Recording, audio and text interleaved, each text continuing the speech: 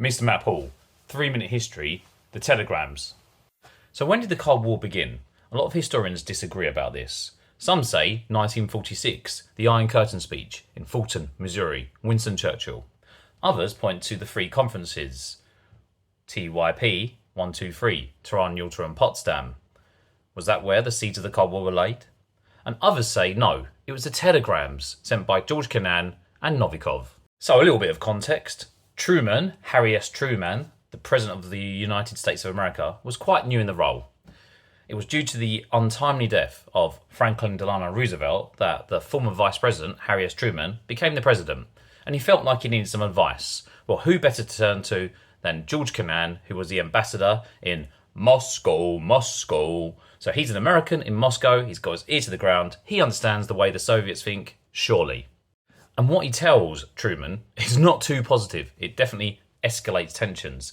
He tells Truman that the Soviets are ideologically opposed to the Americans. Well, of course they are. They are, after all, communists. They believe in a violent overthrow of capitalism. And America is about as capitalist as it gets. So the two countries are ideologically opposed. To make things worse, he believes that the Soviet Union is expansionist, especially in Eastern Europe, or Europe. And this is of major concern to America's global strategic interests.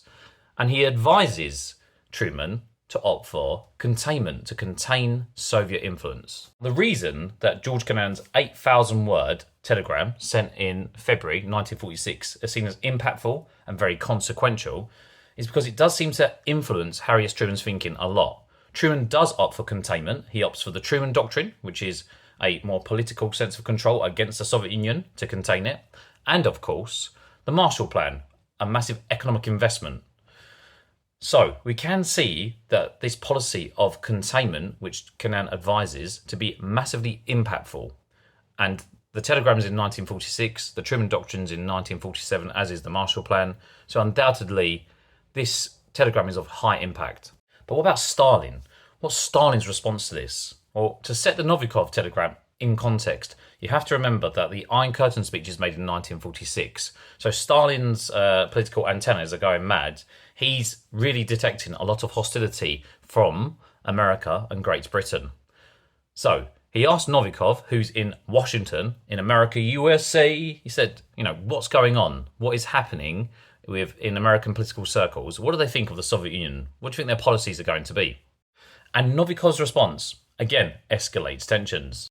He essentially states that America is going to be politically and economically hostile to the Soviet Union. And that prediction with Truman's Truman Doctrine and Marshall Plan was stunningly quite correct, wasn't it? Because from the Soviet point of view, the Americans were really trying to contain the Soviet influence. Novikov essentially tells Stalin to be wary of the USA.